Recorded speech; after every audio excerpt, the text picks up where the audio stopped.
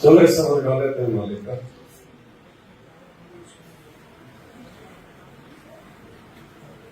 बंदी छोड़ सतगुरु रामपाल जी भगवान की जय। सत कबीर दवारे तेरे पर एक दास भिखारी आया है। सत कबीर दवारे थारे पर एक दास भिखारी आया। भक्ति की भिक्षा देती जो उम्मीद कटोरा लाया है। भक्ति की भिक्षा देती जो उम्मीद कटोरा लाया। तज नरसी वाले ठाठ नहीं मैं धन्ना जैसा जाट नहीं। तज नरसी वाले ठाठ नहीं मैं धन्ना जैसा जाट नहीं। मेरी मोर ध्वज सी साठ नहीं जिसने लड़का चीर चढ़ाया है। भक्ति की भिक्षा देती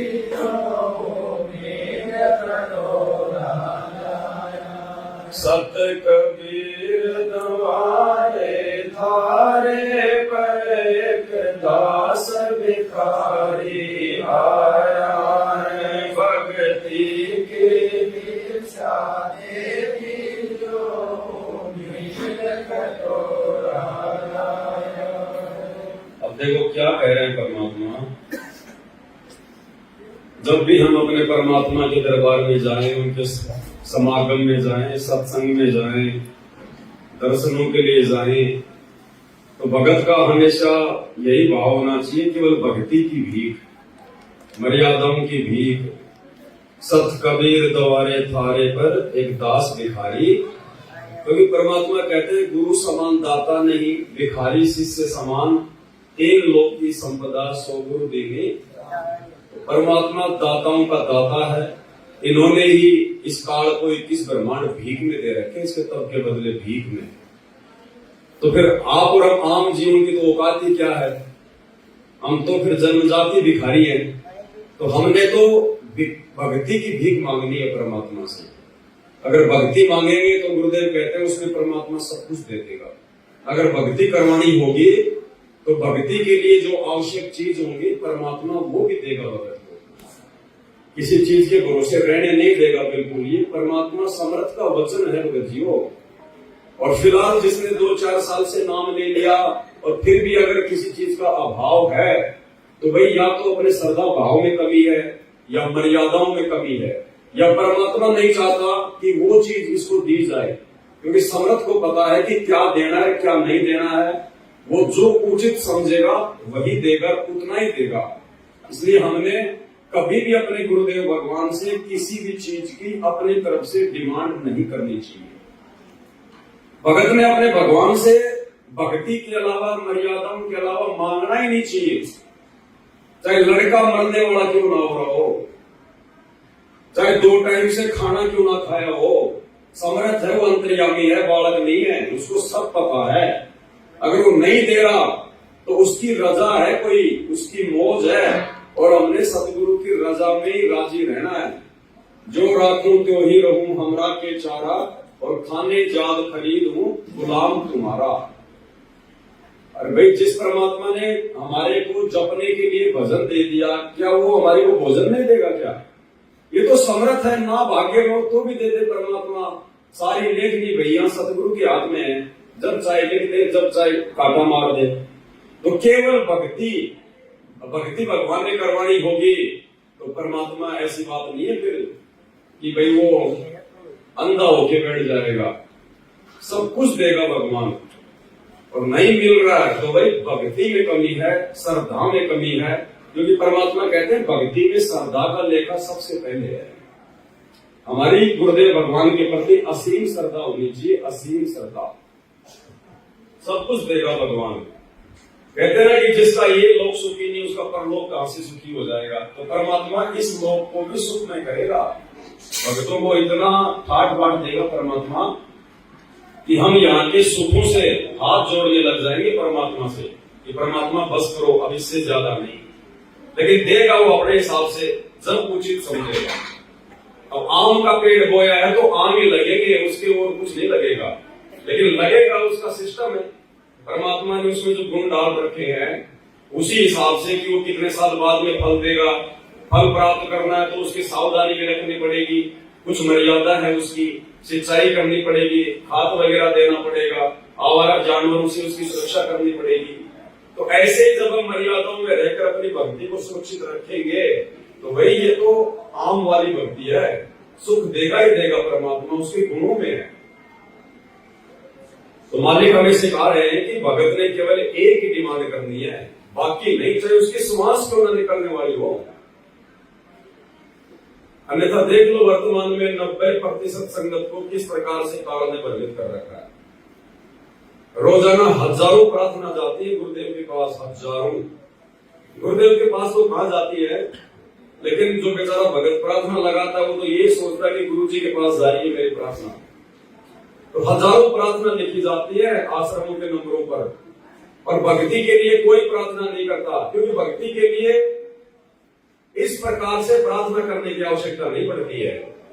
आत्मा और परमात्मा के बीच में कोई एजेंट नहीं है, कोई दलाल नहीं है। अरे हम भी भगत है, प्रार्थना सुनने वाला भी भगत है, और ये तो आत्मा से परमात्मा का सीधा संपर्क है। अगर आपकी नीयत सही है, भक्ति सही है, मर्यादा सही है, तो अपने घर से लगाओ ना भगवान को प्रार्थना, वो तो आत्मा का साथी है। जब महाभारत के युद्ध में टटेरी पक्षी ने अपने अंडों की रक्षा के लिए भगवान से अर्ज की, प्रार्थना लगाई, तो बीच में कोई दलाल था क्या? मीराबाई को जब जहर पिलाया गया तो जहर पीने से पहले बीच में उसने किसी कोऑर्डिनेटर को बीच में डाला था क्या? त्रेता युग में भगत प्रहलाद था, 84 प्रकार की यातना दी गई उसके पिता के द्वारा। क्या उसने किसी के माध्यम से भगवान से कोई प्रार्थना लगवाई थी क्या?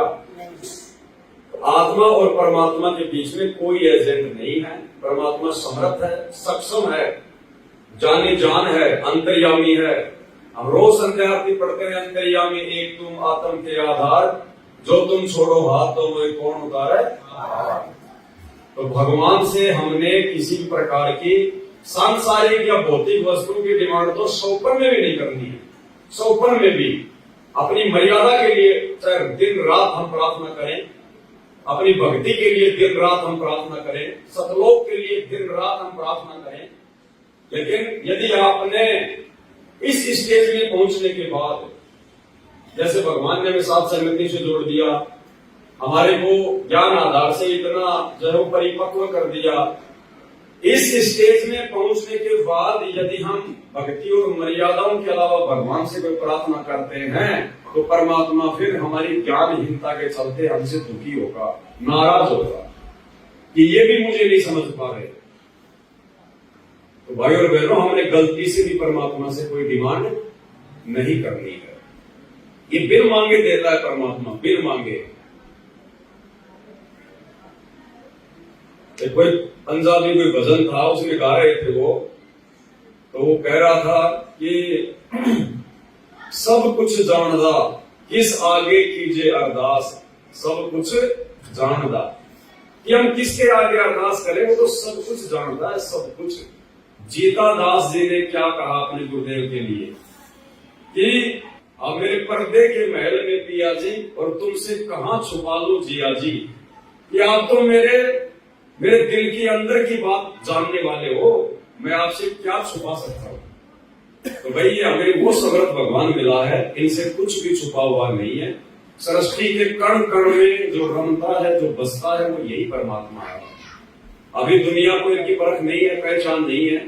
आप और हमारे ऊपर भगवान की कोई विशेष रजा हुई है, जो हमने परमेश्वर को पहचान लिया उन्हीं के आशीर्वाद से। क्योंकि इस भगवान को कोई पहचान नहीं सकता, चाहे लाख जन्म इनके चरणों में बैठा रहे तो भी नहीं पहचान सकता। ये असली लीलाधर है।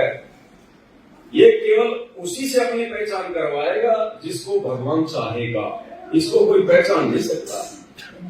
तो ये सोचने की गलती ना करते कि हमने गुरु जी के ज्ञान को समझ के हमने गुरु जी को पहचान लिया ना भाई। ये सारी दुनिया हमसे बहुत ज्यादा बुद्धिमान है, बड़े बड़े आईएएस अधिकारी, बड़े बड़े पदों पे लोग बैठे पीएचडी करके, हमसे ज्यादा बुद्धिमान है वो। अगर ज्ञान से भगवान समझ में आना होता तो आप और हमारा तो नंबर ही नहीं आता। तो ये भगवान जिससे चाहेगा उससे अपनी पहचान करवाएगा। तो आप और हमारा कितना सौभाग्य है, अरबों खरबों की जनसंख्या है देश दुनिया में, और देखो कितनी आत्माएं जो भगवान को पहचान पाई है। उनकी शरण में आने के बाद भी उनके 90% भगत आज उनको नहीं पहचान पा रहे। समर्थ के धरती पर प्रकट रहते सहते कागज के टुकड़े को, दाढ़ी मूछ वाली फोटो को परमात्मा मान के, और जून के महीने में उनका प्रकट दिवस मना रही है। इससे बड़ी मूर्खता और क्या होगी तत्वदर्शी संत की शरण में आने के बाद। इसलिए भगवान दुखी है, परेशान है, और भगवान को ना पहचान पाने के कारण ही इस प्रकार की फालतू की डिमांड उनसे की जाती है। कल जो 61 नंबर की ऑडियो आई है उसमें गुरु जी क्या कह रहे हैं कि बच्चों क्यों तो तुम मुझे दुखी करते हो, क्यों तुम भगवान को परेशान कर रहे हो, या तो तुम्हें भक्ति छोड़ दो फिर। क्यों कहा गुरु जी ने कि गुरु जी के पास में किसी ने सरपंच बनने की कोई प्रार्थना भिजवाई। उसने कहा ना गुरु जी ने कि तुम तो एक मेंबर बनने के लिए भी मेरे पास में जो प्रार्थना भिजवा रहे हो, एक सरपंच बनने के लिए। और मालिक ने कहा कि भाई जब तुम ये शरीर छोड़ोगे तो एक सपने जैसा होगा।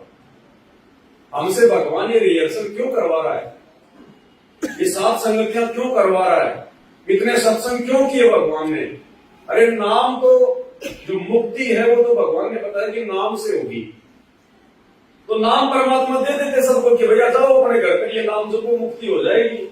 लेकिन नाम पर टिकने के लिए ज्ञान जरूरी है। तो भगवान कह रहे हैं कि सपने जैसा खेल होगा।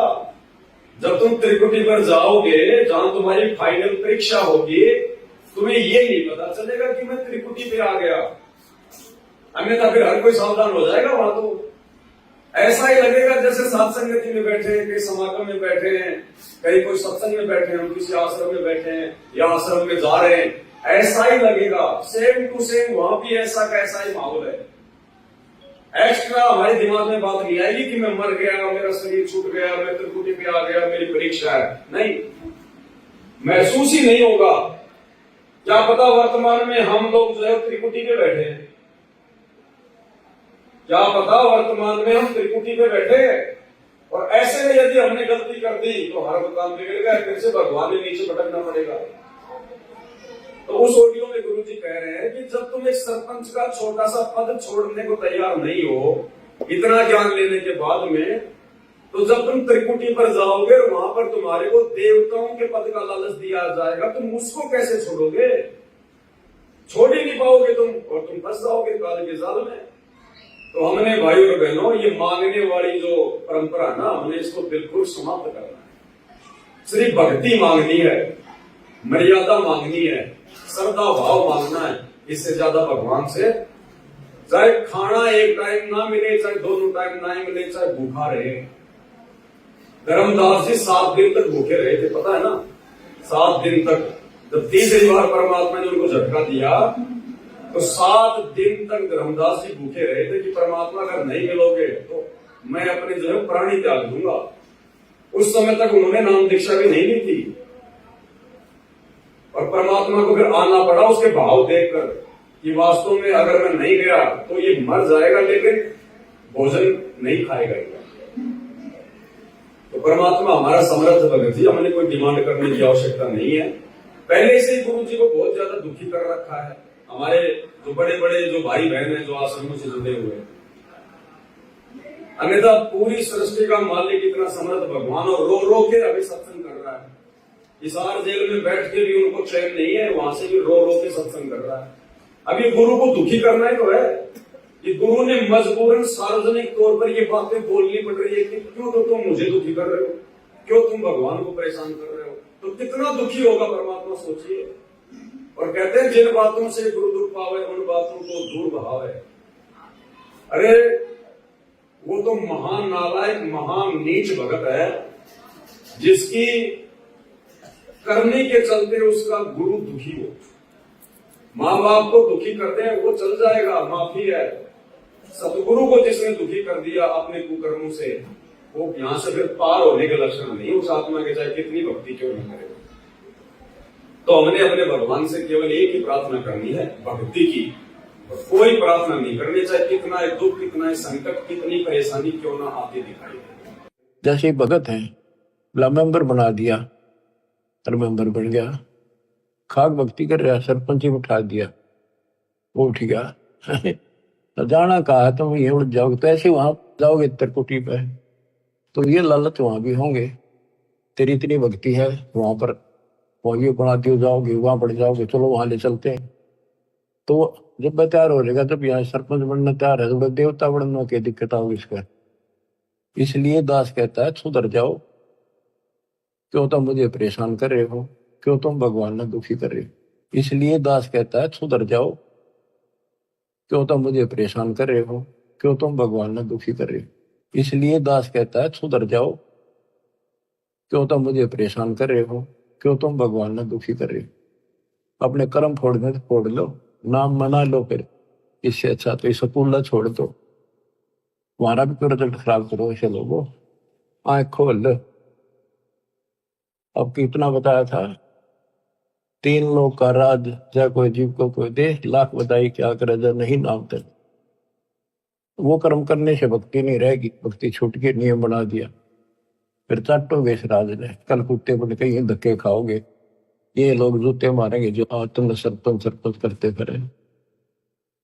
अपनी भक्ति करो, ये काम करनी है, काल के लोग बहुत हैं वो आप करे जाएंगे। भक्ति की भिक्षा दे दीजिए उम्मीद कटोरा। अब देखो परमात्मा कहते हैं तजे नरसी वाले ठाट नहीं, और मैं धन्ना जैसा जाट नहीं। अब आप और हमारी क्या औकात है, वर्तमान में परमात्मा बता रहे हैं अपने ऊपर उदाहरण देकर कि हम तो उतने बड़े सेठ भी नहीं, हमारे तो उतने ठाट बाट भी नहीं है जितने नरसी भगत के थे। और उसने भी परमात्मा प्राप्ति के लिए अपनी 56 करोड़ की संपत्ति को ठोकर मार दी। और हम लोग वर्तमान में सच्चा भगवान मिल गया, सच्ची भक्ति मिल गई, मोक्ष का मार्ग मिल गया, और उसके बाद भी दिन रात जोड़ने में लगे हुए, और उसने लुटा दिया।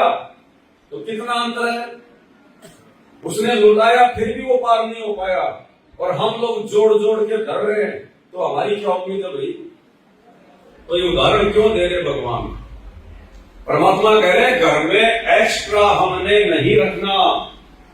आपके पास चाहे अरबों की संपत्ति है, चाहे करोड़ों की संपत्ति है, देखो जमीन की, मकान की, इन चीजों की बात अलग है। अगर आपके बाप दादाओं की आपको जमीन वगैरह अगर विरासत में मिली है, बहुत बड़ा कोई मकान आपको विरासत में मिला है, तो कोई दिक्कत नहीं, वो आपके भाग्य का है, संस्कार का, अपना यूज करो। लेकिन परमात्मा कहते हैं भगत ने घर में दाम एक्स्ट्रा नहीं रखना चाहिए, पैसा एक्स्ट्रा नहीं रखना चाहिए। पहली बात तो भगत को इतनी समझ आ जानी चाहिए इस भक्ति के बाद में कि मैंने तो अपना आत्म कल्याण करवाना है।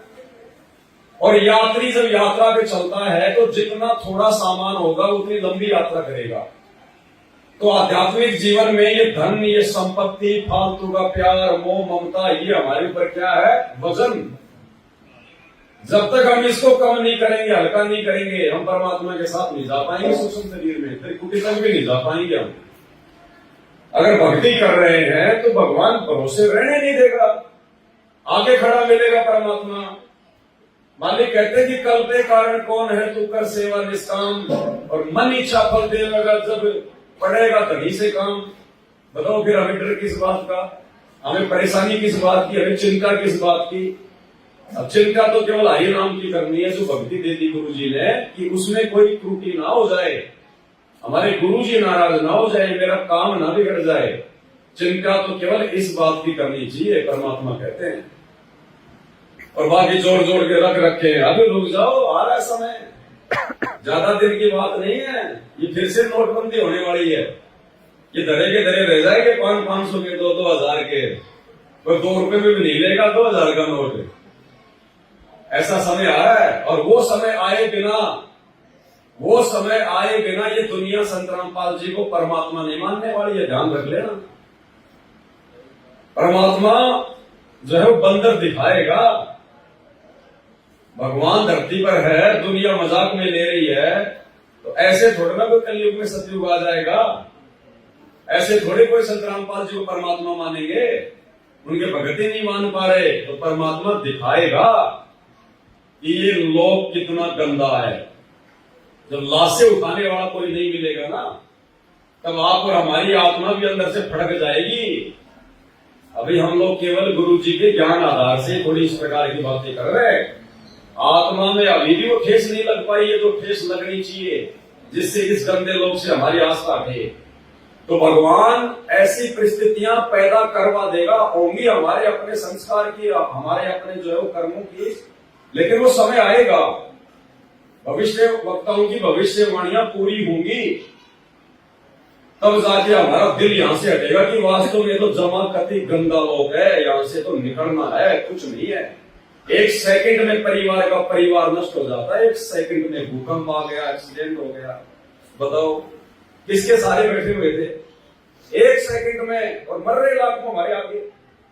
भगवान धरती पे आया हुआ 72-73 साल हो गई, भगवान धरती पे, और रोजाना लाखों लोग अकाल मौत मर रहे हैं, नहीं मर रहे, उनको पता भी नहीं कि धरती पे कौन आया हुआ है। तो भाई ये जो इतनी बड़ी जनसंख्या है ना देश विदेश की, अरबों की, ये ऐसे सीधे रास्ते पे नहीं आने वाली है, आने वाले 2 से 3 वर्षों में, क्योंकि 2028 का समय गुरुजी ने युग परिवर्तन का निर्धारित किया हुआ है। तो परमात्मा दुनिया को बंदर दिखाएगा, ऐसे दुनिया नहीं मानने वाली, ऐसे थोड़ी हजारों साल संत रामपाल जी का मार्ग चलेगा। किसी को पता ही नहीं अभी तो उनके बारे में, मुट्ठी भर लोगों को भी पता नहीं है। भारत देश की जनसंख्या के एवरेज में भी यदि हम भक्तों की संख्या देखें तो 0.5% भी नहीं है, 0.5% भी। और भगवान ने थोड़े से समय में पूरी दुनिया में अपने ज्ञान का, अपने नाम का डंका बजवाना, तो ऐसे थोड़ी बजेगा। ये गुरुजी जेल में बैठे हैं, मैनेजमेंट अपनी मनमानी कर रहा है, संगत आंख बंद करके चल रही है, हम लोग जो है डर डर के अपनी भक्ति कर रहे हैं, तो ऐसे थोड़ी चलेगा मामला। तो अचानक से ऐसी परिस्थितियां पलटेगी, किसी को भनक भी नहीं। जैसे लॉकडाउन लगा, किसी को पता था क्या? अचानक से भूकंप आ जाता, लाखों लोग मर गए वहां पे तुर्की में, किसी को मालूम था क्या? तो अचानक से परिस्थितियां पलटेगी, भक्तों को भी संभलने का मौका नहीं मिलेगा। यदि समय रहते नहीं संभले तो बाद में फिर कुछ हाथ नहीं लगेगा। तो भाई अपनी भक्ति क्रियाओं को, अपनी मर्यादाओं को पहले से ठीक कर लो, दुनिया वालों से हटके अपने भगवान में लगन लगाना सीख लो पहले ही, क्योंकि बाद में दुनिया से संपर्क नहीं होगा जब परिस्थितियां बिगड़ेंगी, और ना दुनिया मदद करेगी, वो खुद ही दौड़ेगी ऊपर हाथ करके, हमारी क्या मदद करेगी। मालिक कहते हैं बंदे से बंदा मिले, छूटे कौन उपाय, कर बंदगी निर्बंदगी उपल में ले चुका है। तो हमें तो मौका दे दिया भगवान ने समय से पहले, और ये मौका भी यदि हम चूक गए, अपनी भक्ति मर्यादाओं को ठीक से नहीं करेंगे, फिर परमात्मा कुछ नहीं करेगा। जब भगवान समझा रहा है चिल्ला चिल्ला के पिछले 30 वर्षों से इतना ज्ञान, इतने सत्संग, और फिर भी यदि हम उनकी बातों पर ध्यान नहीं देंगे, तो फिर भगवान भी बाद में हमारे ऊपर ध्यान नहीं देगा, फिर चाहे कितने रोग, कितने चिल्ला। तो आप और हमारी तो वो औकात भी नहीं है वर्तमान में जो नरसिंह भगत की थी, जो धर्मदास की थी, कि भगवान मेरे अंदर तो अभी तक ज्ञान आधार से वो चिंतन मनन भी शुरू नहीं हुआ कि मैं अपने आत्म कल्याण के लिए जो वस्तुएं भक्ति मार्ग में बात है उनका मैं त्याग कर दूं। हमारे अंदर तो वो भी नहीं है।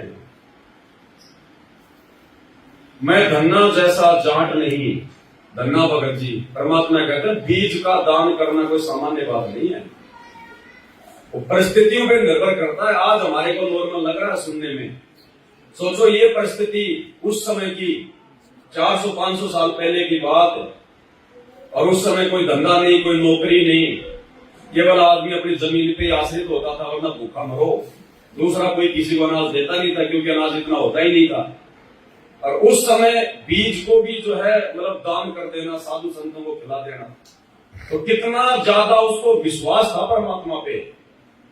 भाई उसने भगवान पे विश्वास करके तो साधुओं को भोजन खिलाया कि देखी जाएगी परमात्मा। जबकि उस समय उसको कोई तत्व ज्ञान नहीं था, कोई सतगुरु उसको प्राप्त नहीं था, सत्संग सुनने के लिए इतनी सुविधा नहीं थी। आज तो मोबाइल पे लगा के चाहे 24 घंटे सुन लो, अब उस समय तो पता नहीं बेचारा साल 6 महीने में नंबर आता था बड़ी मुश्किल से। और भगवान ने आज हमारे ऊपर कैसी दया कर दी। अगर ये विज्ञान आज अगर भगवान ना दे, अगर हम इतने सत्संग ना सुने, तो भाई और बहनों हम 1 महीने से ज्यादा भक्ति भी नहीं रुक सकते। 1 महीने से ज्यादा विचार करके देख लो, तुरंत हमारे अंदर मैल जमा हो जाएगा। और देख लो, भगवान ने सत्संग सुनने के लिए मोबाइल दे दिए सबके हाथ में, स्पीकर दे दिए, मेमोरी कार्ड दे दिए, टीवी चैनल पे आ रहा, यूट्यूब पे आ रहा। उसके बाद भी हम लोग भक्ति में कमजोर पड़ गए थे। गुरु जी के हजारों सत्संग होने के बावजूद, घर घर में मोबाइल होने के बावजूद, रोजाना टीवी चैनल पे आ रहा, फिर भी हम लोग ज्ञान में कमजोर पड़ गए थे। फिर अंतर्यामी ने हिसार जेल से सत्संग भेजने पड़े कि इन सत्संगों को नए सत्संग जानकर थोड़ा रुचि से सुनेंगे। तो देखो भगवान हमारे लिए किस कदर प्रयास कर रहा है। बैठे बैठे खीर खिला रहा, हम खीर भी ढंग से नहीं खा पा रहे, तो क्या बनेगी फिर हमारे साथ। तो परमात्मा जब आता है तो मौका देता है, चांस देता है, अवसर देता है। जो चूक जाएगा वो अपना जीवन सत्यानाश कर जाएगा, और थोड़ा जो सीरियस हो जाएगा वो यहां से निकल देगा। तो भगत जी परमात्मा के विधान के अनुसार चलेंगे, अपने गुरु जी को देख कर अगर चलेंगे, अरे हमारा तो स्वार्थ है भक्ति करने का। देखो ये स्वार्थियों का लोक है। परमात्मा अपने शब्द में कहते हैं ना कि मतलब के बिना कोई नहीं प्यारा, जब तक बैल चले हड़िये में तब तक डाले चारा, बूढ़ा हो तब नाथ काट दे घर घर लाके, स्वार्थ के बिना कोई नहीं। तो स्वार्थ के बिना तो हम ये भक्ति भी नहीं कर सकते। अगर हमारी आत्म कल्याण का स्वार्थ ना हो, सतलोक का लालच ना हो, तो कौन भक्ति करेगा, कौन सत्संग सुनेगा? कोई नहीं सुन सकता। लेकिन भगवान का क्या स्वार्थ है, उनको क्या लालच है? वे तो परमार्थ के लिए निस्वार्थ भाव से 21 महीने की जेल पहले 10 साल से अब जेल काट रहे हैं। किस लिए हुई? उनको क्या स्वार्थ है? उनका तो एक पैर सतलोक में, एक पैर दूसरे ब्रह्मांड में, उनको थोड़ी जाना सतलोक।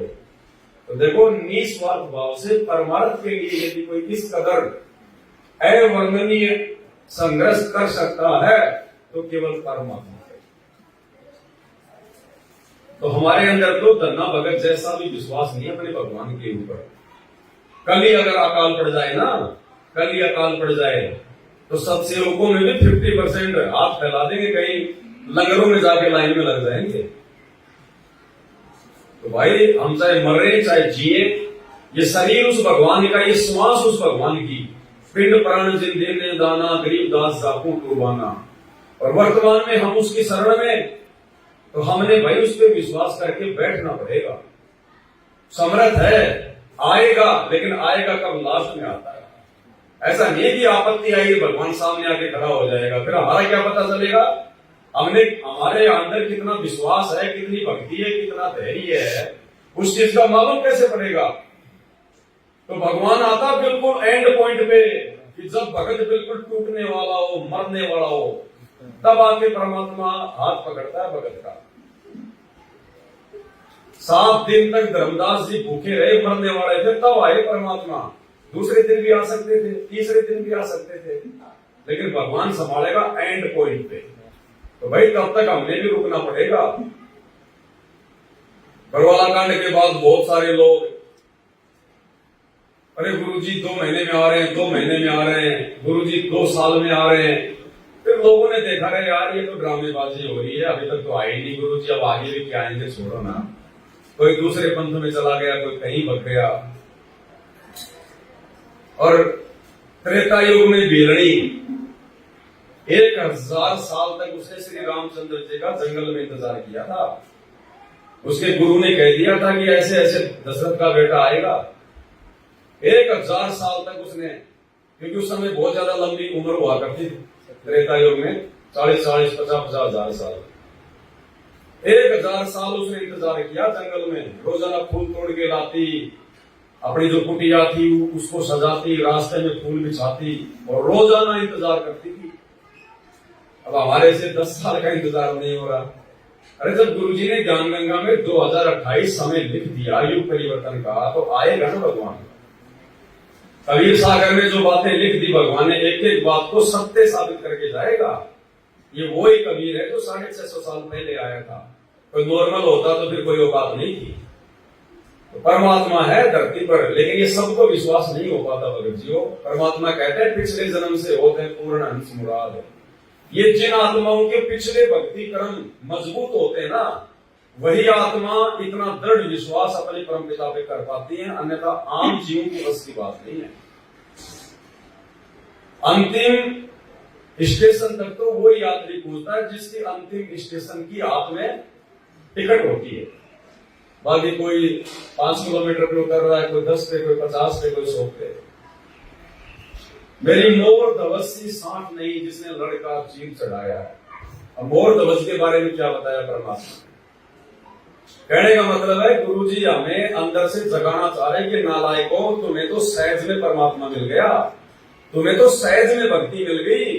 भक्ति और भगवान के लिए तुमसे पहले तुम्हारे भगत भाइयों ने कैसी कैसी कुर्बानियां दी हैं, उनको विचार कर दो। मोर ध्वज राजा था और श्री कृष्ण जी अर्जुन को लेकर गए उसके वहां पर साधु का रूप बना के, क्योंकि अर्जुन को इस बात का जो घमंड हो गया था कि श्री कृष्ण जी का मेरे से बड़ा कोई भगत नहीं है, और श्री कृष्ण तो मेरा रिश्तेदार भी है, मेरा साला भी है। उसको घमंड हो गया था। तो घमंड तोड़ने के लिए परमात्मा की प्रेरणा से श्री कृष्ण जी ने साधु रूप बनाया और अर्जुन को लेकर राजा मोर ध्वज के वहां गया और साथ में ले लिया एक शेर। अब गुरु जी ने बताया कि वो शेर वैसा वैसा शेर नहीं था, खुद कबीर परमात्मा ही शेर बने थे, अन्यथा वैसा शेर होता तो खा जाता वहां पे उसको, ताम्र ध्वज को, लोगों की भक्ति से आस्था हट जाती। तो परमात्मा खुद बड़े शेर और उनके साथ में गए। और वहां जैसे उनको पता चला कि भाई बाग में भाई कोई साधु आया, तो पहले बड़ी इज्जत हुआ करती थी साधु महात्माओं की। अभी भी देख लो 40-50 साल पहले कितनी इज्जत होती थी। गांव में कोई पंडित होता था ना, उसके बराबर गांव का सरपंच भी नहीं बैठा करता था, उसको खाट पे बैठाते थे, बाकी गांव वाले नीचे जमीन में बैठा करते थे, इतनी इज्जत थी। तो साधु महात्माओं को बहुत ज्यादा जो है हुआ करती थी उनकी इज्जत। कुछ मतलब जो है वो डरा भी करते थे कि भाई कहीं कोई शराब वराब ना दे दे। तो वहां गए, राजा रानी दोनों नंगे पैर दौड़ के आशीर्वाद लेने के लिए पहुंचे। भोजन पानी की पूछी तो बोला भैया भोजन पानी भी करेंगे, हमारे शेर के लिए भी खाने पीने की व्यवस्था करो। बोला जी अभी करवा देंगे। बोला ये वैसे किसी जानवर का मांस नहीं खाता, ये आदमी का मांस खाता है, और आदमी भी ऐसा नहीं कि तुम किसी मजदूर को पकड़ के काट दो, तुम्हारे ही जो है परिवार का कोई व्यक्ति होना चाहिए, या तो राजा या रानी या उसका बेटा। अब देखो श्री कृष्ण जी ने ये कह दिया था कि आज जो इस शेर का भोजन बनेगा वो सीधा कहां जाएगा? स्वर्ग में जाएगा, क्योंकि आज से पहले केवल ये स्वर्ग तक का ही ज्ञान था। जैसे हम लोगों ने आज सतलोक की महिमा सुनी है ना, और सतलोक जाने के लिए हम लोग कैसे भक्ति कर रहे हैं, संघर्ष कर रहे हैं, ऐसे पहले के समय में केवल मतलब बैकुंठ से ऊपर कोई जगह नहीं थी। जो है मतलब स्वर्ग से ऊपर किसी ने कुछ भी नहीं सुन रखा था। अब उन्होंने देखा भाई ये तो बहुत अच्छी बात है, स्वर्ग में जाने के लिए तुम भक्ति कर रहे हैं, और इससे अच्छा मौका और कहां मिलेगा। तो परमात्मा ने क्या बताया? राजा मोर ध्वज ने कहा जी मैं तैयार हूं। राजा था इतने ठाट बाट थे। अब विचार करो भाई और बहनों इन बातों को। यहां कोई भगत सरपंच बन जाए और फिर कोई कह रहे गुरु जी ने मना कर रखा है सरपंच का पद छोड़ दे, वो भक्ति छोड़ देगा, सरपंच का पद नहीं छोड़ेगा। वो राजा और बोला महाराज जी मैं तैयार हूं। अब इतने में उसकी पत्नी बोली है क्या कर रहे हो जी आप?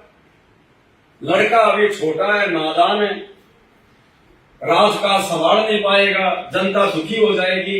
ऐसा करो जब तक बेटा जवान नहीं होता तब तक तुम राज करो, और मैं क्या करूंगी, मेरा कोई काम ही नहीं है, सारा दिन मैं तो अंदर बैठी रहती हूँ, मैं शेर की जो है खुराक बन जाती हूँ। मतलब वो अपना दाव लगा रही कि कहीं मेरा नंबर आ जाए पहले। अब इतने में वो लड़का बोल पड़ा, बोले माता पिता, बोले मेरा तो जीवन निकाल है, मतलब मेरे रहते से तेरे मेरे माँ बाप शेर का भोजन बनेंगे, मेरे लिए तो डूब के मरने की बात है। लड़का आ गया के खड़ा हो गया, बोले महाराज जी मुझे भोजन बनाओ शेर का। मतलब देखो सब खाली मतलब बैकुंठ के लिए स्वर्ग के लिए। आज हमारे अंदर है क्या कि नहीं? अब भाई और बहनों विचार करो इन बातों पे। हम तो थोड़ा बहुत भी त्याग नहीं कर पा रहे, थोड़ा बहुत भी कोई बलिदान नहीं कर पा रहे। आज अगर सतलोक के लिए गुरु जी अगर ये शर्त रख दें तो बाढ़ में जाए, गुरु जी बाढ़ में जाए सतलोक, अगले जन्म में देखेंगे बेटा। सभी की तो स्थिति नहीं है, लेकिन ज्यादातर। तो अंत में उन्होंने कहा कि भाई ठीक है, राजा रानी दोनों अपने बेटे का सिर काटो, आरे से 2 फांक करो इसकी, और एक शर्त है, अगर अपने बेटे का सिर काटते समय अगर आंखों में आंसू भी आ गए राजा या रानी के या उस बेटे के, तो मेरा सिर नहीं खाएगा।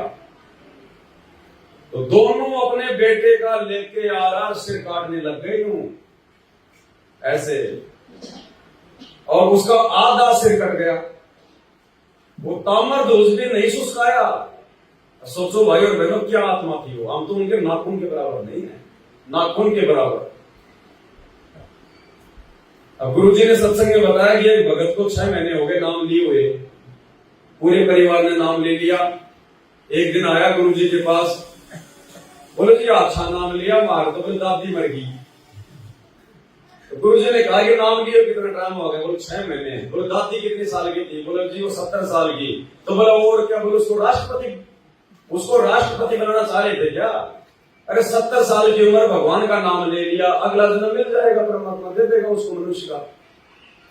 6 महीने तुम्हें नाम लिए हुए नहीं हुए, तो बताओ दादी मरी तो भी भक्ति छोड़ दी कि हमारी तो दादी मर गई, दादी नहीं मरनी चाहिए थी। और वहां राजा रानी अपने बेटे का सिर काट दिया आधा। अब इतने में ताम्रध्वज की आंखों से आंसू आ गए। तो श्री कृष्ण ने कहा रोक दो भाई, रोक दो रोक दो, सिर नहीं खाएगा। बोले लड़का रो रहा है। तो ताम्रध्वज बोला महाराज जी मैं रो इसलिए नहीं रहा कि भाई मेरे को कोई दर्द हो रहा है या और कुछ बात है, मैं रो इसलिए रहा हूं कि मैं इतना निकम्मा हूं कि शेर मेरा आधे हिस्से का ही मांस खाएगा, आधा हिस्सा ही खाएगा मेरा। तो उसके बाद में वो प्रसन्न हुए, खुश हुए, वापस उसको ठीक कर दिया श्री कृष्ण जी ने, जो भी उसके पास आध्यात्मिक शक्ति थी। तो भाइयों और बहनों, इसी प्रकार से अब आप और हम तो उन आत्माओं के आगे कहां हैं, कहां खड़े हैं। तो हमें तो सहज में भगवान मिल गया, सहज में। और परमात्मा कहते हैं अगर सहज में कोई चीज मिल जाती है तो इंसान उसकी वैल्यू नहीं समझता, उसकी कदर नहीं करता उसकी। तो हमें तो आज गुरु जी ने जितना बता दिया उतना भी कर लेंगे तो बेड़ा पार है। और संघर्ष हम कहां कर रहे हैं? संघर्ष तो हमारे गुरु जी कर रहे हैं। अरे जेल में हम बैठे, हमारा बाप बैठा है। दुनिया की गाड़ियां हम खा रहे हैं, हमारा बाप खा रहा है। तो संघर्ष भी हमारा बाप कर रहा है, वो हमको संघर्ष भी नहीं करने दे रहा। ये आप और हमारे हिस्से की जेल काट रहे हैं गुरु जी, आप और हमारे हिस्से की। आप और हमसे भक्ति करवाने के लिए। अन्यथा यदि हम इस परमात्मा की शरण में नहीं आते या ये भगवान धरती पे नहीं होता तो हम ना जाने कितने कुकर्म जो है वो कर डालते। हमारा क्या आचरण था, क्या हमारा व्यवहार था नाम दीक्षा लेने से पहले। कोई शराब पीता था, कोई नशा करता था, कोई दूसरे कोई उल्टे काम करता था। आज हम लोगों ने जेल में पड़ा होना था, जेल में अपने उन कुकर्मों के कारण। तो भगवान ने वो सारे भार अपने ऊपर ले लिए। हम सबके हिस्से की जेल हमारा भगवान काट रहा है, आप और हमसे भक्ति करवाने के लिए। और हम इस चीज को भी नहीं समझ रहे, फिर भी हम लोग बकवाद में जा रहे हैं, राजनेताओं की रैलियों में धक्के खा रहे हैं, आश्रमों में और पत्थरों में पैसा बर्बाद कर रहे हैं, गुंडों के साथ मिलके जो है वो रैलियां निकाल रहे हैं, आश्रमों में हॉस्पिटल बना रहे हैं। कल को वहां पे कोई अपार्टमेंट भी बना देना रहने के लिए लोगों के लिए। तो भाई ये काल प्रेरणा है, काल बैठा है सिर पे। तो ये सौभाग्य की है थोड़ी बहुत आत्माएं साथ संगति से परमात्मा ने बचा ली है। और हम भी यदि आगे सावधान होकर नहीं चलेंगे तो बात नहीं बन पाएगी। फिर मेरी मोर तपस्वी 60 नहीं जिसने लड़का चीर चढ़ाया है।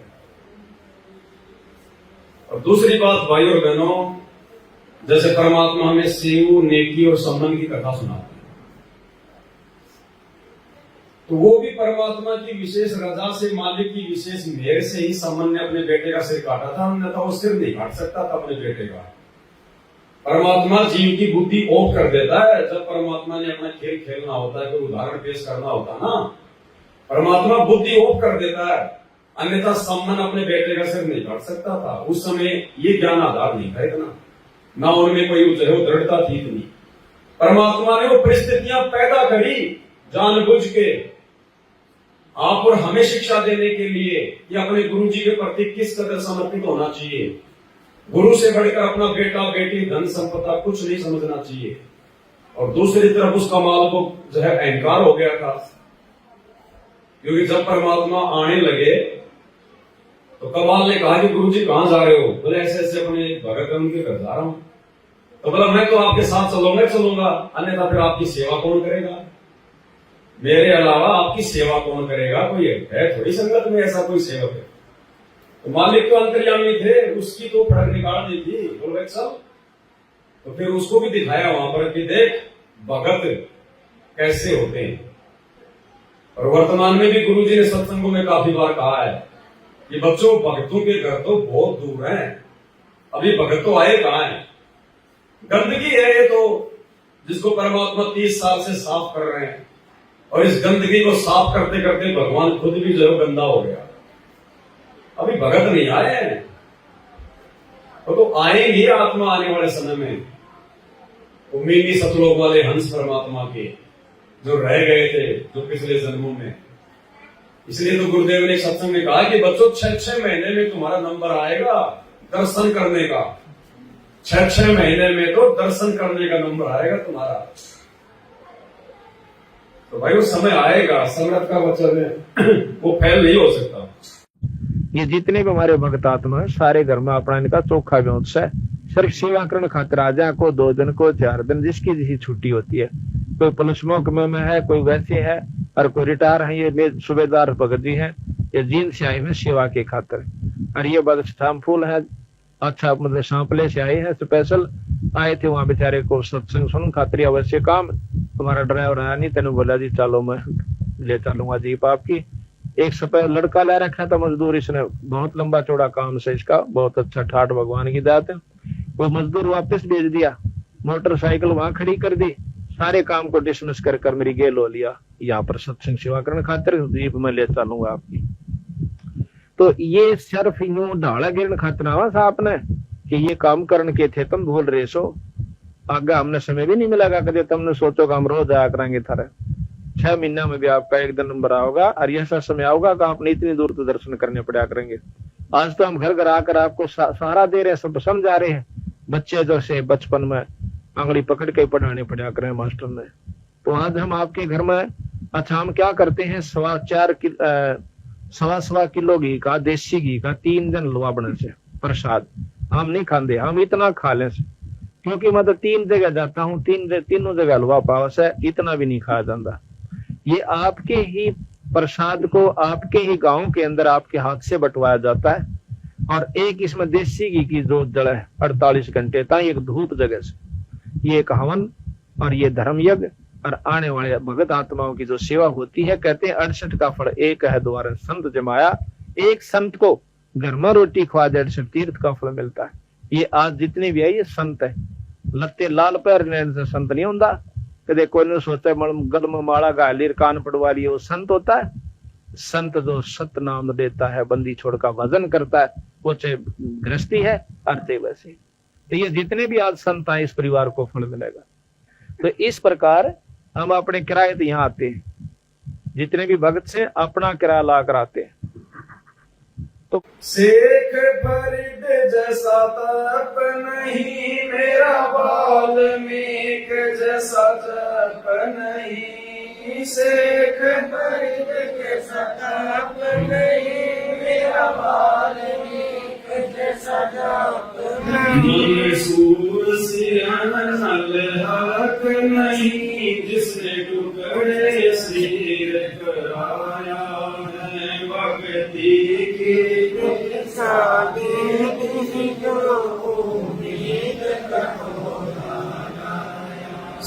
कबीर द्वारे थारे पर एक दास भिखारी आया है भक्ति की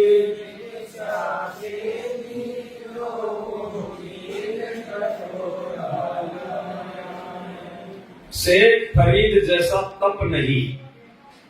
अब भाई और बहनों, तप जो है इस भक्ति में भी बताया गुरु जी ने, लेकिन इस भक्ति में वो तप नहीं है जो पहले लोग शास्त्र विधि को त्याग के जो घोर जो मनमाना जो किया करते थे तप, जैसे जंगलों में चले गए, एक पैर पे खड़े हो गए, कोई धूना लगा लिया, शेख फरीद जैसे कुएं में उल्टा उलट गया, वो तप नहीं है। लेकिन इस भक्ति में भी तप है।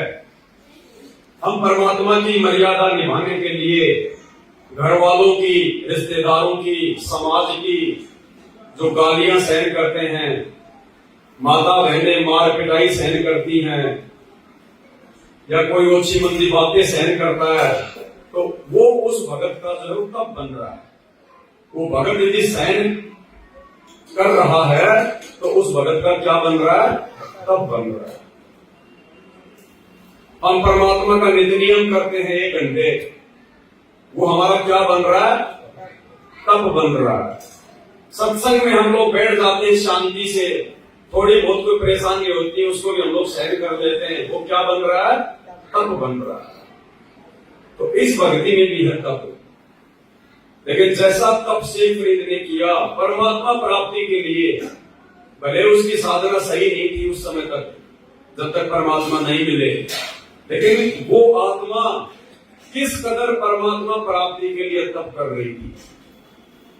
12 साल तक रोजाना सुबह जाके कुएं में उल्टा रस्सी बांध के पैर में लटक जाता था, शाम को रस्सी फेंक के फिर ऊपर आ जाता था। 12 साल तक। और आप और हम आरती भी नहीं करते ढंग से,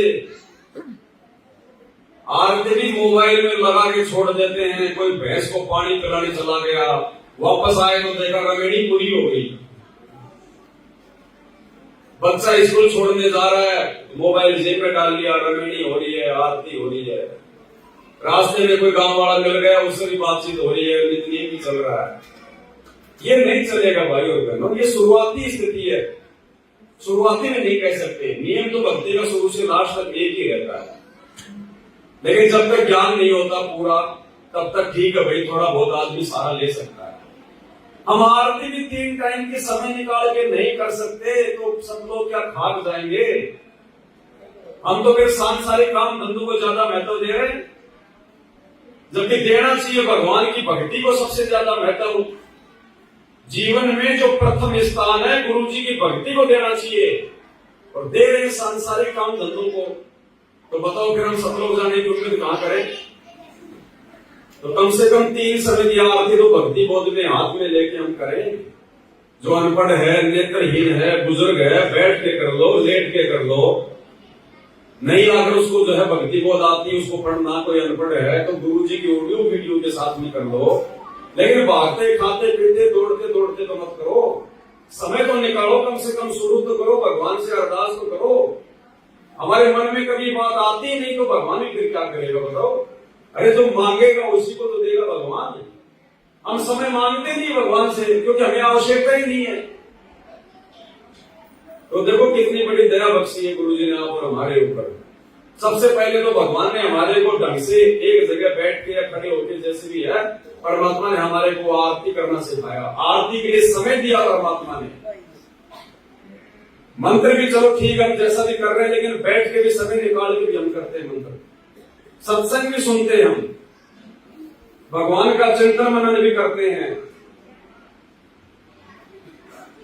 तो जब तक हम इन क्रियाओं को सही प्रकार से नहीं करेंगे तो इनका रिजल्ट भी सही नहीं आएगा। तो थोड़ा बहुत जो तप है, इस भक्ति में जो संघर्ष है, वो भी हमने करना होगा, तभी परमात्मा प्रसन्न होगा। शेख फरीद जैसा तप नहीं, मेरा वाल्मीकि जैसा जप नहीं। उल्टी साधना में महर्षि वाल्मीकि राम राम राम राम राम राम हजारों साल बीत गए, और हमारे से प्रथम मंत्र भी नहीं होता पूरा एक बार में।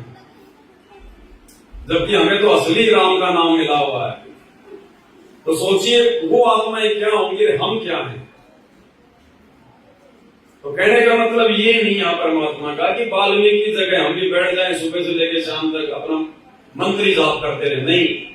लेकिन भगवान ने जितना आदेश दिया है कम से कम उतना तो करे शांति से, विधि विधान से, तो भी हमारी बात बन जाएगी।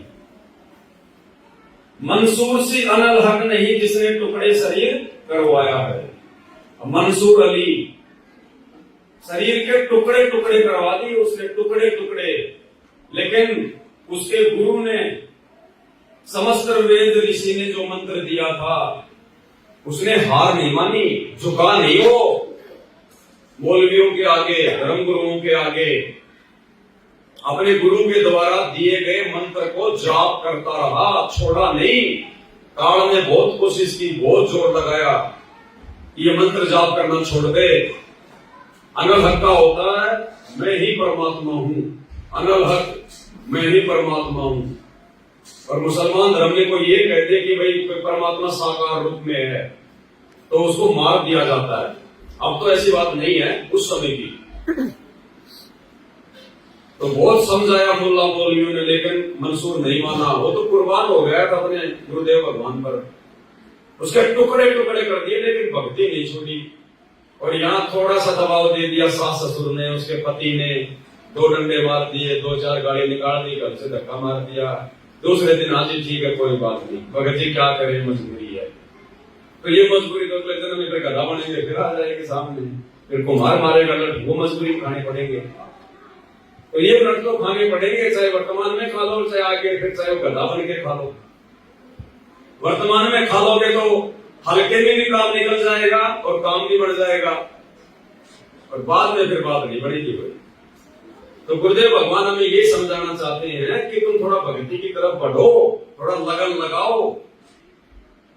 खुद भगवान भी भक्ति करके दिखाता हमें धरती पर आकर एक भगत बन के। नहीं, उनको भक्ति की क्या आवश्यकता है, वो तो भक्ति का दाता है। भक्ति मुक्ति के दाता सतगुरु भटकत प्राण करंदा, उस साहिब के हुक्म बिना ने करवर बात। लेकिन वो भी आप और हमारे अंदर भक्ति की आस्था जगाने के लिए हमारे जैसा भगत बन के हाथ में मंत्र कार्ड लेके, माला लेके, मंत्र जाप करके दिखाता है, ताकि हम भी करें। धुरु जैसी आस नहीं, प्रहलाद जैसा विश्वास नहीं। धुरु जैसी आस नहीं, प्रहलाद जैसा विश्वास नहीं। मेरा मीरा जैसा रास नहीं, जिसने रोर नाच रिझाया है। भक्ति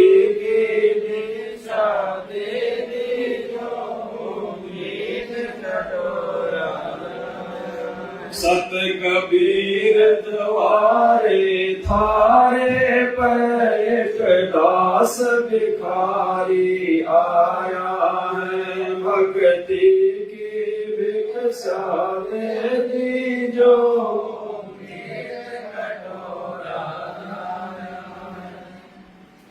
ध्रुव जैसी आस नहीं और प्रहलाद जैसा विश्वास नहीं। ये परमात्मा, हम तो इस कलयुग में निकृष्ट जीव हैं। हमारे अंदर तो आपसे इतना ज्ञान लेने के बाद, सच्ची भक्ति लेने के बाद भी ध्रुव जैसी आस भी नहीं है, उम्मीद भी नहीं है भगवान प्राप्ति की। हम लग जरूर रहे हैं, लेकिन अंदर से अभी भी वो कसक नहीं है। जबकि ध्रुव 5-6 साल की उम्र बताई परमात्मा ने, और जैसा भी ज्ञान था उस समय लोकवेद के अनुसार जंगल में चला गया। लोगों ने ये कह रखा कि भगवान जंगल में जाने से मिलेगा, तपस्या करने से मिलेगा, गुफाओं में जाने से मिलेगा।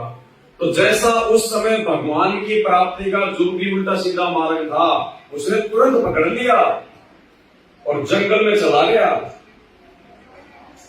रास्ते में परमात्मा ने दया बख्शी उसके भाव देख के, क्योंकि मालिक अंतर्यामी है। अगर गुरु के अंदर अगर वो कसक नहीं होती, परमात्मा नहीं मिलता उसको, वो धक्के खाता फिर जंगल में। सामने से परमात्मा आ गए नारद जी का रूप बढ़ा के, बोले बेटा कहां जा रहा है? बोलो जी भगवान के लिए जा रहा हूं, भगवान पाऊंगा। बोल कहां? जंगल में। बोलो जंगल में थोड़ी मिलता है, बोलो जी और कैसे मिलता है? बोलो गुरु बनाना पड़ता है। तो उसी समय गुरु, उसके पिछले संस्कार थे, तुरंत परमात्मा के चरणों में गिर गया कि जी आपसे बढ़िया गुरु कहां मिलेगा फिर। और परमात्मा ने उसको मंत्र दिया और 6 महीने के अंदर अंदर उसने परमात्मा प्राप्ति कर दी। विष्णु का ध्यान लगा के विष्णु रूप में परमात्मा आ गए। बोले मांग बेटा क्या मांगता है? बोले जी मेरे को राज दे दो। परमात्मा ने कहा रे नालायक, अरे ये तो मैं तेरे को वैसे ही दे देता, मांगने वाली चीज मांगनी चाहिए थी तेरे को। भक्ति मांगता, कोई वैकुंठ मांगता, मुक्ति मांगता, ये तो मैं तेरे को वैसे ही दे देता। लेकिन उसने तो राज्य के लिए तो सिस्टम शुरू किया था। तो कहते हैं राज्य प्राप्ति के लिए भी गुरु ने जिस लगन से भगवान की प्राप्ति करी, भगवान में ध्यान लगाया, कसक लगाई, आज आप और हमारे अंदर तो सतलोक के लिए भी वो कसक नहीं है उसके जितनी भी। इसलिए परमात्मा कहते हैं महापुरुषों की जीवनी को देखकर विचार करो, तुम्हें तो वो भक्ति धन मिल गया जिसके लिए लोगों ने लाखों साल जंगलों में शरीर गाड़ दिया और फिर परमात्मा के छाया के भी दर्शन नहीं हुए, तुम्हारे सामने तो साक्षात आके प्रकट हो गया। तो भाई और बहनों, भक्ति को प्राथमिकता हमने अंत तक देनी पड़ेगी। दोनों जैसी आस नहीं, प्रहलाद जैसा विश्वास नहीं। प्रहलाद भगत के जैसा विश्वास चाहिए परमात्मा की प्राप्ति के लिए, जिसके विश्वास को देखकर भगवान को भी नरसिंह रूप धारण करके आना पड़ा। 84 बार भगत प्रहलाद को घोर यातनाएं दी गई उसके बाप के द्वारा, हिरण्यकशिपु के द्वारा। कभी ऊंचे पहाड़ से नीचे फेंक दिया, नीचे परमात्मा ने फूलों की सेज बिछा दी, जंगल में बियाबान में सर्पों के बीच में डाल दिया। उसको प्रहलाद को जब होश आया तो देखा सांप, बहुत सारे सांप फण से उसके ऊपर छाया करके खड़े हैं, उसके चेहरे के ऊपर छाया कर रखे हैं सांप। और भी ना जाने कैसी कैसी यातनाएं दी, होलिका के माध्यम से आग में जलाने का प्रयास किया, लेकिन उस प्रहलाद ने अपना विश्वास नहीं तोड़ा अपने परमात्मा से। और यही बात भगवान कहते हैं कि अगर भक्ति सफल करनी है तो भक्ति चाहे थोड़ी कर लो, सबसे पहले मर्यादा और विश्वास। कह कबीर सुनो भाई साधो मैं तो हूं, विश्वास जरूरी है। अगर विश्वास डगमगा गया, मन में यदि कोई कच्चापन आ गया तो भक्ति चाहे हम फिर कितनी कर लें, परमात्मा फिर साथी नहीं होगा। ठीक है, जैसा करेंगे वैसा देगा भगवान। साय भगना राक्षी जब मांगो तब दे, लेकिन हमारा जो मेन जो काम है मोक्ष वाला वो अधूरा रह जाएगा। तो हमें विश्वास भी करना पड़ेगा आज हमारे गुरु जी के ऊपर। और विश्वास ना करने के लिए कोई जगह छोड़ी नहीं गुरु जी ने। ऐसी कौन सी वो बात है, कौन सा वो प्रमाण है जो परमात्मा ने हमारे सामने ना रखा हो। जो मंत्र दे दिए, मंत्रों को उन्होंने साबित कर दिया, महापुरुषों की जीवनी से, उनकी पुस्तकों से साबित कर दिया कि भाई देखो ये लिखे हुए हैं और इन्होंने भी यही मंत्र जाप किए, वो गवाही दे रहे हैं। गीता में दिखा दिया, वेदों में दिखा दिया, दूसरे धर्मों की धर्म पुस्तकों में दिखा दिया। और उसके बाद जो भगवान के जो गुण होते हैं, उनके शरण में आने के बाद में जो सुख मिलते हैं, वो सुख दे दिए गुरु जी ने, जो लाख जन्म में भी हम लोग नहीं प्राप्त कर सकते थे। हमारे दादे परदादा खेतों में हल चलाते चलाते मर गए, पूरी जिंदगी एक जोड़ी कपड़ा और एक जूती। और आज भगवान ने देखो कैसे अपने भक्तों को हाथों पे रखा हुआ है। ये दुनिया आज जितनी सुख सुविधाओं में जी रही है ना, भौतिक सुख सुविधाओं में, ये परमात्मा के कारण है। सतगुरु रामपाल जी भगवान के कारण है, धरती पर उनकी उपस्थिति के कारण है जो इतने सुख दुनिया भोग रही है। गुरु जी कहते हैं जब जो किसान होता ना, किसान जब खेत के अंदर बीज को डालता ना खाद, तो जो खरपतवार होती है ना वो भी फसल के साथ साथ में उगती है। उस खाद का फायदा वो खरपतवार जो है बराबर उठाती है और फसल से भी अच्छी तरीके से वो तरोताजा होती है, फसल से भी ज्यादा। तो इसी प्रकार भगवान आया अपने भक्तों के लिए, भगवान भक्ति दे रहा है, धार्मिक मतलब यज्ञ करवा रहा है। हम अपने घरों में जो 500 यज्ञ कर रहे हैं, इसका फायदा अड़ोसी पड़ोसियों तक को मिलता है, पूरे ब्रह्मांड को मिलता है। परमात्मा कहते हैं खंड खंड में आरती गाजै, सकलमयी हरि ज्योत विराजै। भगत जब अपने आरती करता है ना तो सारे लोकों में वो आरती की आवाज गूंजती है, खंड खंड में आरती गाजै। हमारी आरती की आवाज ऊपर के लोगों में गूंजती है मीठी मीठी, और वो देवता लोग भी ऊपर के वो भी ये सोचते हैं कि भाई धन्य है भाई ये आत्माएं जो इस समय धरती पर जिनको मानव जन्म प्राप्त है, जो परमात्मा आया हुआ धरती पे। और सकलमयी हरि ज्योत विराजे, उस परमात्मा की जो ज्योति है, जो उसका नूर है, जो उसकी शक्ति है, सर्व जो है वो ब्रह्मांड में व्याप्त है। तो आप और हमारे को तो प्रहलाद जितना भी विश्वास वर्तमान में हो नहीं पा रहा, इतने सारे सबूत, ये प्रमाण और इतने सारे सुख प्राप्त करने के बावजूद। तो परमात्मा चाहते हैं कि आप लोगों को विश्वास कर लेना चाहिए। अगर जरा भी मन में कच्चापन आ गया किसी भी कारण से, तो भाई फिर बात बिगड़ जाएगी हमारी। काल तो कोशिश करेगा भक्ति छुड़वाने की। आपने दीक्षा ले ली, परिवार में बाकी लोगों ने दीक्षा ले ली, तो वो तो काल का अड्डा है। उनके माध्यम से काल हर प्रकार से आपको दुखी करवाएगा, टॉर्चर करवाएगा, परेशान करवाएगा। लेकिन अगर थोड़ी सी हिम्मत करके अपने गुरु भगवान पे विश्वास करके अगर लगे रहे, भक्ति पर नीची गर्दन करके, दो चार थप्पड़ खा लिए, कोई दिक्कत नहीं, बेइज्जती सहन कर ली। परमात्मा कहते हैं भैया भक्ति के लिए तो ध्रुव पिटा, मीरा पिटी, भगत प्रहलाद पिटा, 650 साल पहले भगवान पिटा, वर्तमान में भगवान मार खा रहा। तो हमें अपना आत्म कल्याण करवाने में 2-4 लाख घुसे खाने में क्या जा रहा है। लेकिन ये वो आत्मा संघर्ष करेगी जिसको ज्ञान समझ में आ जाएगा। तो इतना संघर्ष हमें करना पड़ेगा। रंका बंका जैसा त्याग नहीं, मेरा बाजी जैसा राग नहीं।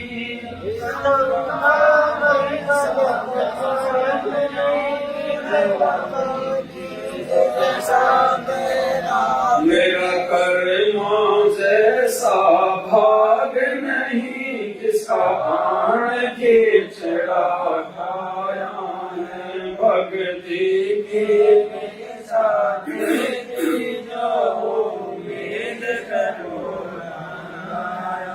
सत कबीर द्वारे थारे पर एक दास भिखारी आया है। भक्ति की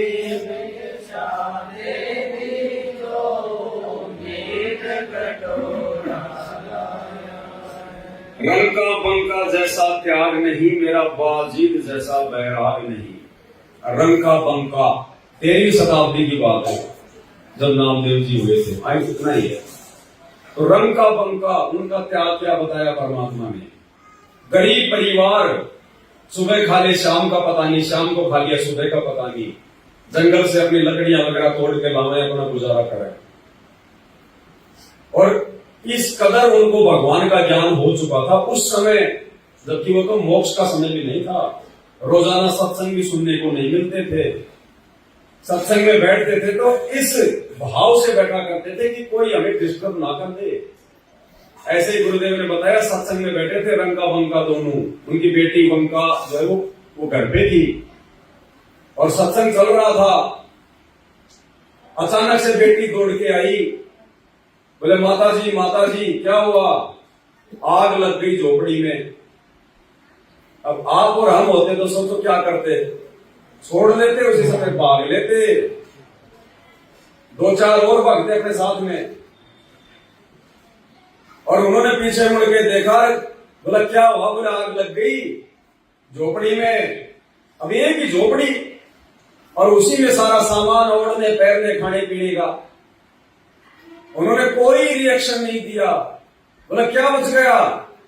बोला बाहर में जिस खाट पे बैठी थी वो बची है। बोले उसको भी डाल के आएगा, ना रहेगा बांस ना बजेगी बांसुरी। अगर वो खाट नहीं बचती तो कम से कम तू दौड़ के तो नहीं आती, सत्संग में हमारे को डिस्टर्ब तो नहीं करती।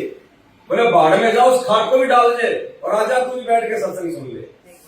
अब वो बेटी भी तो उन्हीं की थी, जाके खाट को भी डाल के आ गई, आगे सत्संग में बैठ गई। सत्संग पूरा हो गया। अब देखो विचार करने की बात है भाई और बहनों, ये हकीकत बातें हैं। गुरुजी हमें कोई हमारा मन बहलाने के लिए नहीं बताई।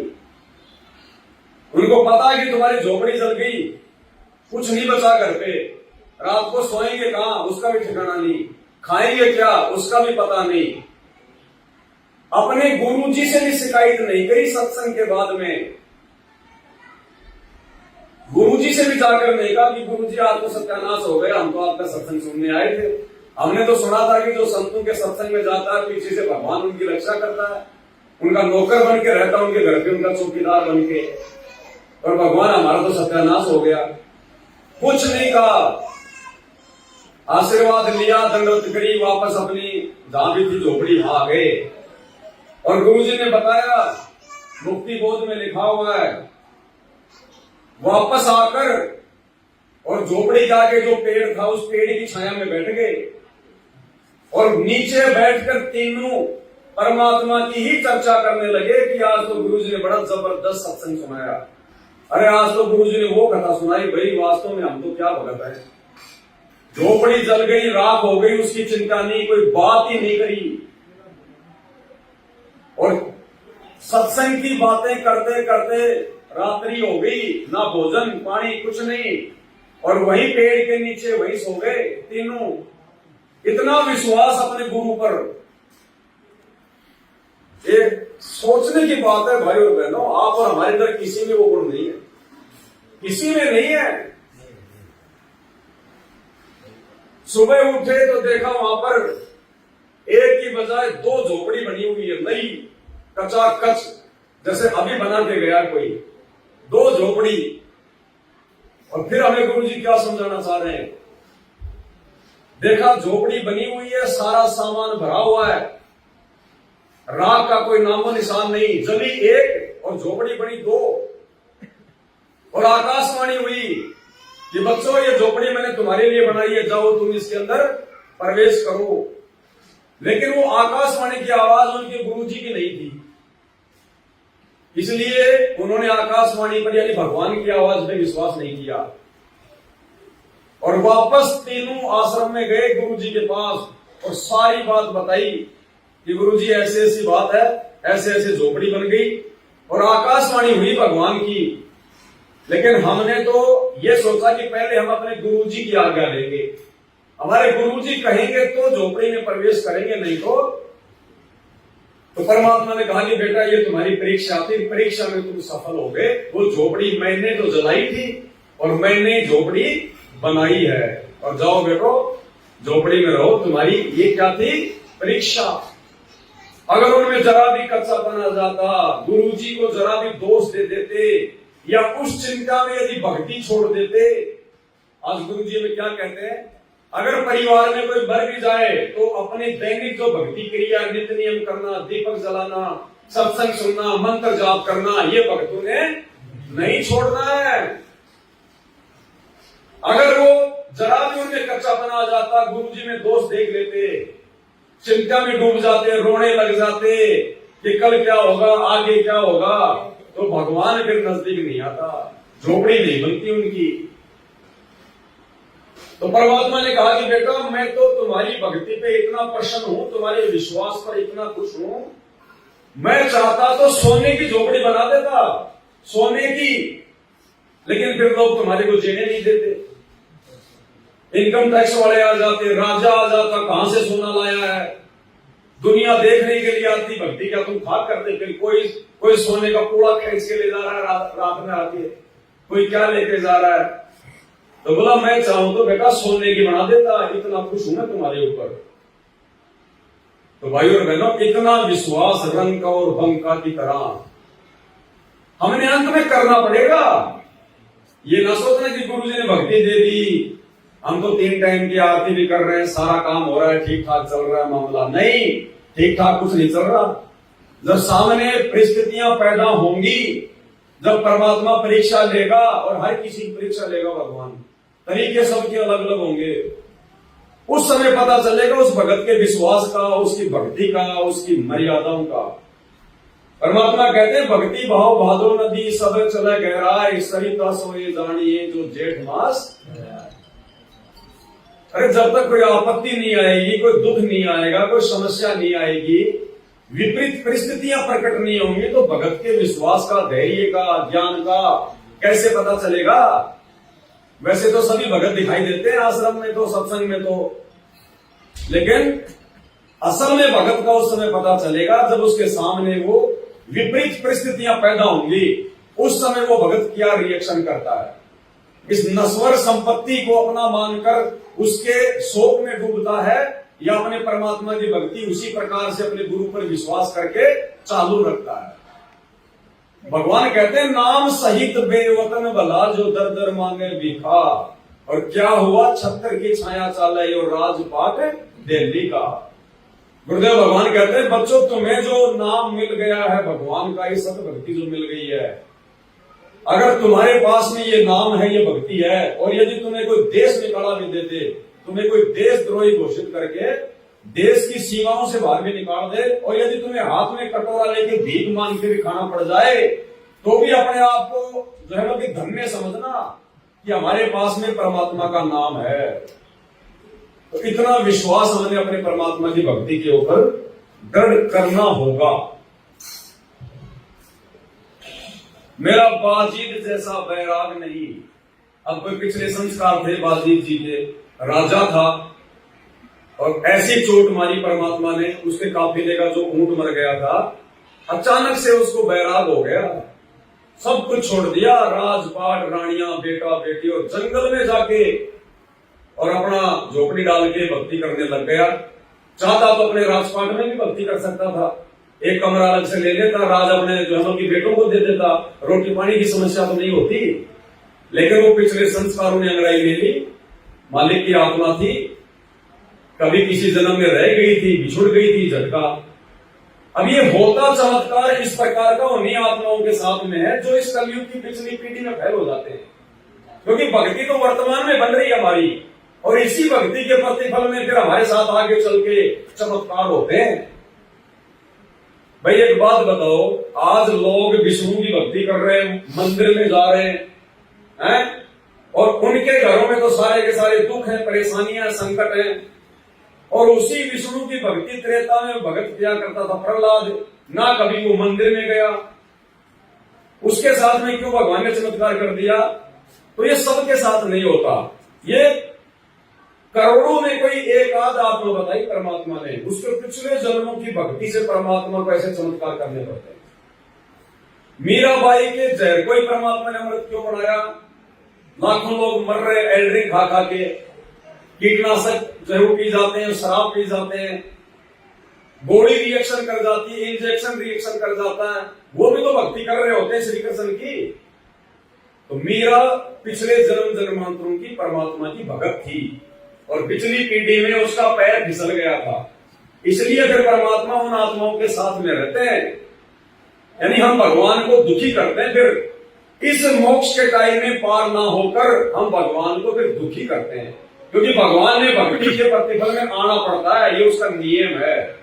जो जन मेरी शरण में पाता हूं मैं दास, और गैर गैर लाग्या फिरूं जब तक धरती। आज हमें परमात्मा ने जिस कदर ज्ञान के रंग में रंग दिया है भाई और बहनों, हमें ना तो अपने भगवान को वर्तमान में दुखी करना है, और ना इस भक्ति से पीछे हटके फिर आगे के युगों में भगवान को दुखी करना है, और फिर हम भी फिर वहां दुखी हो जाते हैं। विदुर विदुराणी जैसा सम्मान नहीं, मैं सम्मान जैसा यजमान नहीं, जैसा सम्मान नहीं, मैं सम्मान जैसा यजमान नहीं, और सेवों कुर्बान नहीं, जिसने शीस तुले भक्ति की भिक्षा दे दी जो उम्मीद कटोरा लाया है, सत कबीर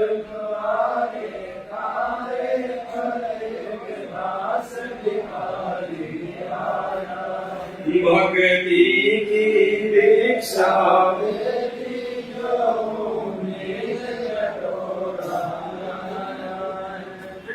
विदुर और उसकी पत्नी विदुरानी, नाम तो कुछ और था उसका, अब जैसे कोई पंडित है उसकी और को कहते थे पंडिताइन, अब नाम कुछ और होता है उसका। तो जैसा सम्मान उन्होंने भगवान का किया श्री कृष्ण रूप में, क्योंकि जब महाभारत के युद्ध से पहले शांति दूत बनकर श्री कृष्ण जी गए थे, दुर्योधन के पास गए, पांडवों के पास गए, तो दुर्योधन नहीं माना। अब वो उनका रिश्तेदार था और रात को जाए कहां, तो खाना ही था। तो श्री कृष्ण जी ने सोचा कि अगर मैं दुर्योधन के यहाँ खाना नहीं खाऊंगा तो ये तो बड़ा जालिम आदमी है, दुष्ट आदमी है, मन में ये दोष पैदा कर देगा। और पांडवों के अगर खाना खा लिया तो भी ये नाराज होगा, पांडवों का नहीं खाया तो वो नाराज होंगे। तो ये सोच के श्री कृष्ण जी तो अपना बैठ के रथ में निकल दिया अपनी मथुरा। अब उधर से जो विदुर था उसके भाव बहुत अच्छे थे, वो परमात्मा ने उसको जन्म की भगत बीज बताया। अब उसकी इच्छा थी बहुत ही दिन जरूर पहले से कि भगवान कभी हमारे घर पर भी आए, भोजन पानी करें। लेकिन भाई और बहनों, श्री कृष्ण जी भले 3 लोक के स्वामी है, विष्णु के अवतार हैं, लेकिन वो एक राजा थे और एक जीव है, उनमें भी मान बढ़ाई है, ऊंच नीच का भाव है। अब श्री कृष्ण जी उसके घर जाना नहीं चाहते थे कि भाई वो मतलब जो है गरीब परिवार से था। लेकिन उस विदुर के भाव को देखकर कबीर परमेश्वर सतगुरु रामपाल जी श्री कृष्ण जी का रूप बनाया और विदुर के घर पे परमात्मा चले गए। अब उनको विश्वास ही नहीं हुआ, जैसे नेकी और सम्मान को विश्वास नहीं हुआ कि हम गरीबों की झोपड़ी पर हमारा भगवान, वो तो हक्का बक्का हो गए, देखते देखते सकल की तरफ ऐसे ही। तो कमाल बोला है, द्वार पे खड़े रखोगे क्या, भगवान को अंदर नहीं बुलाओगे? तब उनकी वो चोंद टूटी। तो ऐसे ही विदुर ने तो हक्का बक्का रह गए श्री कृष्ण जी को देखकर, क्योंकि उस समय श्री कृष्ण जी बहुत बड़ी तोप थे। भाई जिसने जो है कंस को मार दिया तो बहुत बड़ी तोप बने हुए थे, कंस के चाणूर को मार दिया था उस समय तक, तो बहुत बड़ी तोप थे। तो वो बड़े अचंभित हुए कि भगवान आज हमारे घर पे, हमारे दरबार पे। उनको अंदर बैठाया। फिर जैसा हम लोग सुनते हैं कि वो उनके प्यार में इतने पागल हो गए कि वो जो विदुरानी थी वो भगवान को खिलाने के लिए वो केले छील रही थी, और छील के वो केला तो नीचे डाल रही और भगवान को जो छिलके खिला रही। उसको ये नहीं पता था केले खिला रही, छिलके। तो परमात्मा ने वहां गए और उनके छिलके भी खाए भगवान ने। जैसे बिरणी के झूठे पेड़ कोई रामचंद्र ने थोड़े खाए थे, वो तो राजा का लड़का था, वो तो शकल में नहीं देखता ऐसे। खुद परमात्मा सतगुरु रामपाल जी भगवान, ये कबीर भगवान, इसको चाहे कबीर कहो चाहे सतगुरु रामपाल जी कहो, बात एक ही है। त्रेता में उसको मुनिंद्र कहते थे, द्वापर में करुणा में, सतयुग में उसको सतसुब्रत कहते थे। अब अगर हम कहीं पे सीधा अगर हम मुनिंद्र ऋषि का नाम लेंगे तो हमारे दिमाग में कौन आएगा? कबीर भगवान। तो ऐसे चाहे गरीबदास जी कहो चाहे सतगुरु रामपाल जी कहो, ये कबीर भगवान ही है, इनका वेदों में नाम कबीर है। बाकी तो न जाने असंख्य रूप बना के असंख्य नाम धर के परमात्मा कितनी बार आए, कितनी बार गए। तो परमेश्वर अपनी अच्छी और प्यारी आत्माओं के विश्वास को बनाए रखने के लिए इस प्रकार की लीलाएं करते हैं। विदुर विद्रोणी जैसा सम्मान नहीं, यानी आप और हम तो आज भगवान का इतना सम्मान करने के योग्य भी नहीं है। अरे सम्मान तो दूर की बात है, हमने तो उल्टे कर्म करके बरवाला कांड में भगवान को दुखी करने के लिए जेल में बैठाने पे मजबूर कर दिया। सम्मान क्या खाक करेंगे? विदुर विद्रोणी जैसा सम्मान नहीं, मैं सम्मान जैसा यजमान नहीं। सम्मान कितना बड़ा यजमान था, अपना बेटा काट दिया भगवान की इज्जत के लिए। अब जानबूझ के भगवान ने परिस्थितियां पैदा की उस समय। सम्मान के भाग्य में अपने बेटे का सिर काटना लिखा हुआ नहीं था। परमात्मा ने बताया ऐसा उसके भाग्य में नहीं था कि वो अपने बेटे का मतलब सिर काटे। परमात्मा ने परिस्थितियां पैदा करी। अरे क्या कोई आपको 1 किलो आटा भी कोई उधार नहीं देगा क्या इतने बड़े गांव में? और क्या और दिन क्या उनको उधार नहीं दिया करते थे क्या? लेकिन जिस दिन भगवान उनके घर पे गए, पूरे नगर में घर घर जाके आ गए, जो भी कुछ उनके पास में था वो गिरवी रखने को तैयार हो गए, लेकिन 1 किलो आटा किसी ने नहीं दिया। क्या संभव है ऐसा? भगवान की प्रेरणा से नहीं किया किसी ने भी, क्योंकि मालिक ने लीला करनी थी, उदाहरण पेश करना था, उस कमाल की आंखें खोलनी थी। 1 किलो आटा भी नहीं मिला और परिस्थितियां ऐसी पैदा हो गई, उनको अपने बेटे का सिर काटना पड़ा कि आज यदि हमारे भगवान यहां से भूखे पेट चले गए तो ये नगर डूब जाएगा। ये ऑटोमेटिक सिस्टम होता है। आज तो खैर परमात्मा संत रूप में धरती पे प्रकट है, ये मोक्ष का टाइम है। नहीं तो जिस कदर लोगों ने आज भगवान के साथ में जो नाइंसाफी की है ना समझ के, ये सत्यानाश हो जाना था पूरी जरूरी धरती का। और देख लेना आने वाले समय में इस हरियाणा में जितनी काल है चाहे वो तबाही मचाएगा, उतनी कहीं नहीं मचेगी हिंदुस्तान में। काल क्या कहता है गीता अध्याय 18 श्लोक नंबर 63 में कि अर्जुन मैं तुझे गुप्त से अति गुप्त भेद बताता हूं, मेरा भी इष्ट देव वो ही है। भाई जब काल के इष्ट देव को इस कदर दुखी किया जाएगा तो काल क्या करेगा।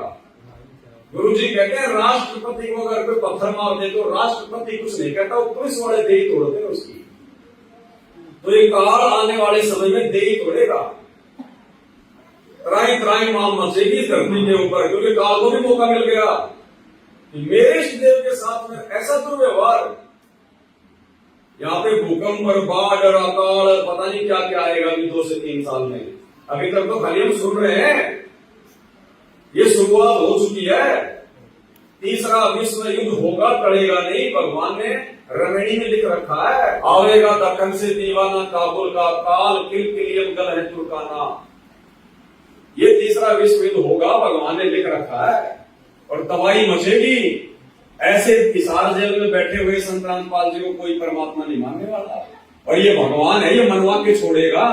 जीव का जो स्वभाव है वो होता है कि भगवान ना मानूं, और भगवान का स्वभाव है भगवान मनवा के छोड़ेगा, हराएगा, जीव को औकात याद दिलाएगा परमात्मा। तो उन्होंने अपने गुरु जी की इज्जत के लिए कि कल को यदि राजा के पास में ये बात पहुंच गई तो हमारे गुरु जी को पकड़ के ले जाएंगे, उनकी बेइज्जती करेंगे। और भाई गुरु जी की बेइज्जती अगर हमारे कारण हो गई तो हमारा तो जीवन धिक्कार है, अपने बेटे का सिर काट दिया। तो आज आप और हमारे अंदर अब देख लो उन महापुरुषों के जीवन को देख के हम कितने भक्ति के दृढ़ हैं।